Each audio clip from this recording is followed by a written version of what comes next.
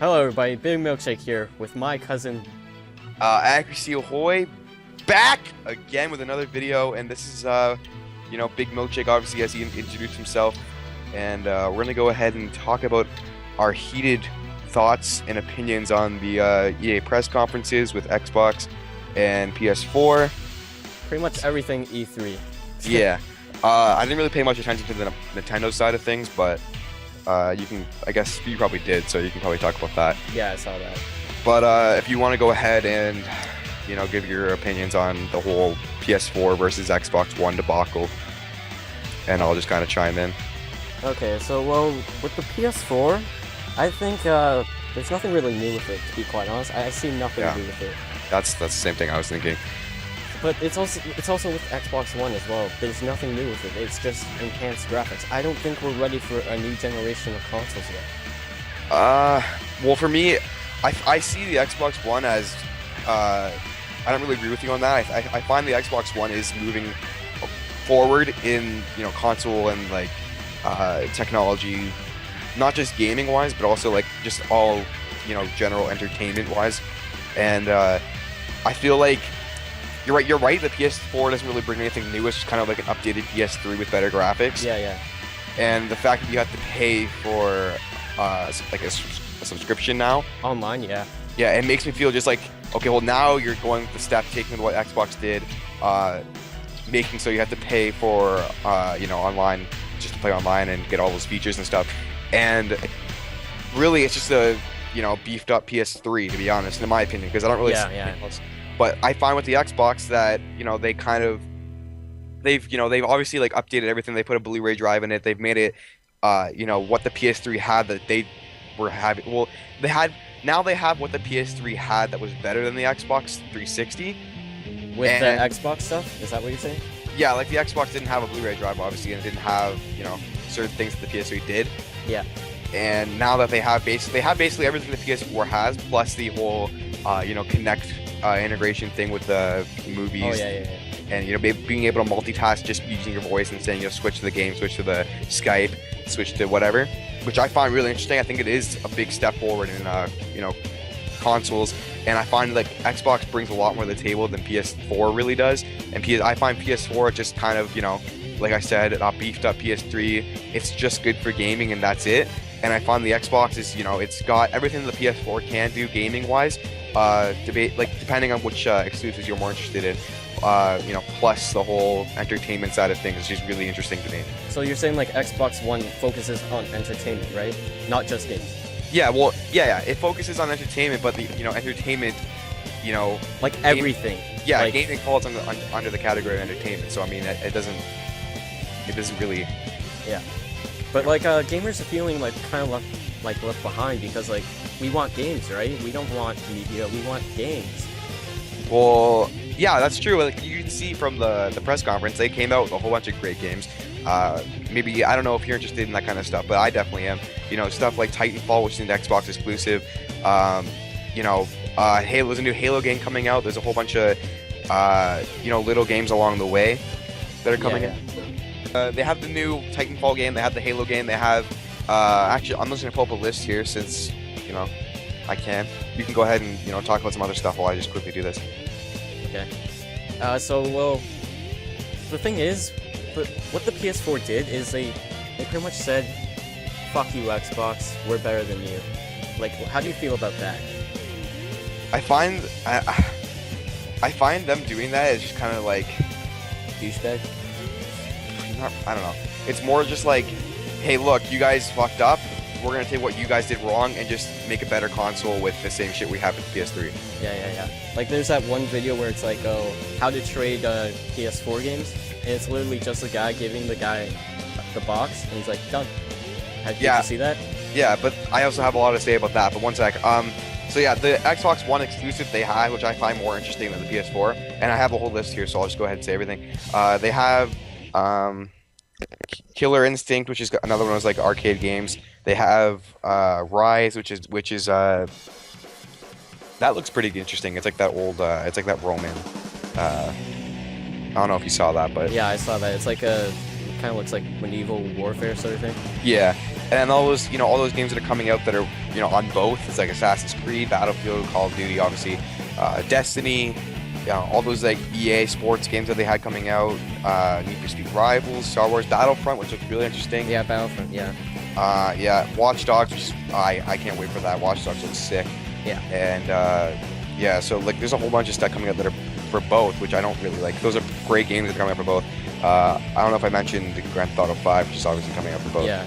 And then PS4, they have like all I find that like interests me. Okay, my dog.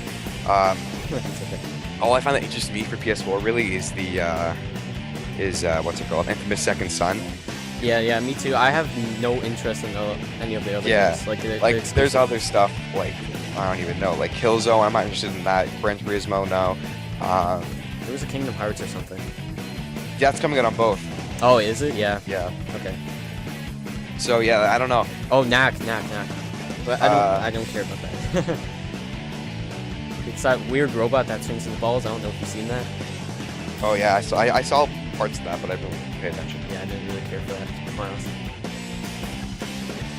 So yeah, the console itself, though, I find the Xbox is like it's taking a step forward, and it's more like let's get serious. This is the future of like consoles and gaming and the whole like new generation. Where PS4 is kind of like playing it safe and being like, oh, here's what the guys like all the fans want and they like already. Let's just keep it safe and not change anything up. Let's not move forward. Let's just make it the exact same thing basically and give them some new games. Which is basically all I see with the PS4 because there's nothing to do that they're bringing to the table, to be honest. But the thing is, some of the things that Microsoft are bringing to the table like are really bad. Like you can't trade in used games. I hate that idea. Like, how do you feel on that? I found it's kind of like a win-lose scenario for us as the gamers and also as the developers, because right now the developers if they're saying, like, for example, if I buy Assassin's Creed 3 or whatever, I finish playing it and I'm like, oh, my friend wants to play it, I give it to him, he plays it, the developers aren't making any money off that guy playing it. He's just getting a free play out of it, and then in the end, the developers are actually losing more money, and they're not getting any profit. Like say like one person can buy the game and he can port it out to any of his friends and they can play it, and it's like. Yeah, but that's how gaming's always been. Like, you could always like go to your friend's house, bring your game with you, play NHL 13 or whatever.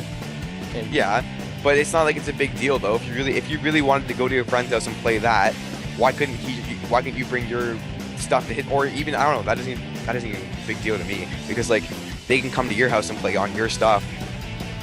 Yeah, but the thing is, like, what if you don't have that game and he has like Infamous or something, or not Infamous? Sorry, I meant whatever that fighting game is with Marvel or DC. Sorry.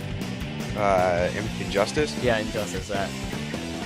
What do you mean then? If I went over to your house, say for example, and you didn't have Injustice and I brought it, or I wanted to bring it and I couldn't because it's licensed onto my Xbox? Yeah, and we're only allowed to play on your account for an hour because I don't know, it was something like that. Well, I find that in the end, this is a good idea for the developers, because like really, us, being able to we're buying a game and we're paying the developers for one person or whatever to play. Actually, that's not true, because on the Xbox reveal, or not the reveal, but the conference, they said that the live is it's shared between the consoles, which I think is kind of like their counter against this whole. Yeah. They said if you go to your friend's house, you can play all your games that you own at your house, but you can only stay on your account for an hour. Yeah, but it's not just that though. I also did you not see when they said Xbox Live Gold will be shared between profiles on the actual console itself? You can share with your family members? Yeah, that kind of thing. Yeah. That's only on your one console, right? It's not on if you go over your friend's house, you can only go on your account for an hour on his console.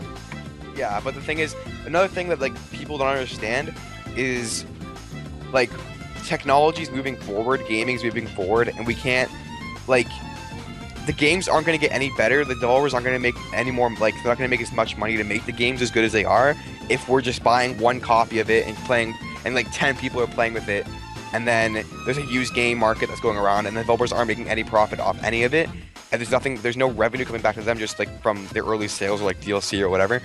like original sales. I mean, and they can't like I don't know how to explain this. I know what you're saying. You're like saying they're not making money off it. The guy that's selling it is, right?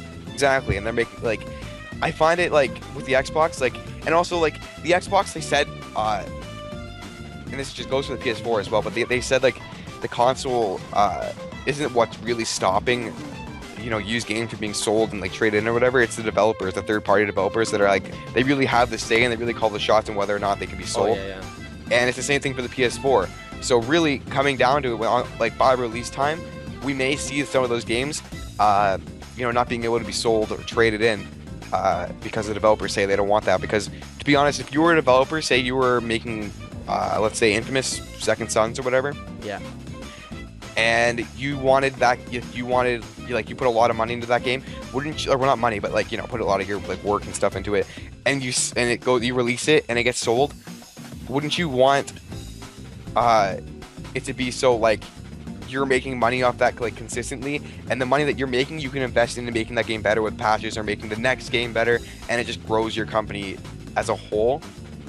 Yeah, I see what you're saying, but like I understand it is annoying though. Yeah, it's like if I own the game, I should be able to sell it. Yeah, it's my thing. It's like, okay, let's say I buy a couch or something. Yeah. I don't like this couch. If I don't want it, I'll get rid of it. What they're doing is saying, no, you can't get rid of it. You're gonna have to do something special. You're gonna get charged to return it or something like that.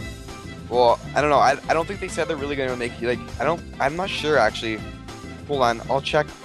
I got an article up right now about the used game thing. Okay.